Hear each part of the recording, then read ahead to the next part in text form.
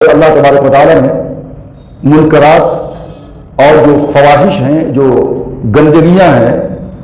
جو انسان کے اخلاق و کردار کو تباہ و برباد کرتی ہیں، ان سے اللہ تبارک و تعالیٰ نے روکا ہے۔ اور جو فواحش، جرائم اور منکرات کا ارتکاب کرتے ہیں، گویا کہ یہ شیطان کے حکموں کے اوپر چلتے ہیں۔ اگر بندہ کوئی غلط کام کرتا ہے زندگی کے اندر، منکرات اور فواحش کے اندر وہ مبتلا ہوتا ہے، تو اس کا مطلب یہ ہے کہ بندہ اللہ کا بندہ نہیں بلکہ اپنے نفس کا بندہ، اپنے نفس کا غلام بن گیا ہے، چونکہ وہ اپنے نفس کے حکم کے مطابق اپنی زندگی گزار رہا ہے۔ اس لیے اللہ کے رسول نے فرمایا کہ الایمان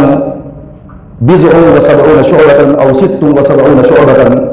فافضلها قول لا اله الا الله وادناها اماطة الاذى عن الطريق والحیاء شعبة من الایمان۔ تو ایمان کے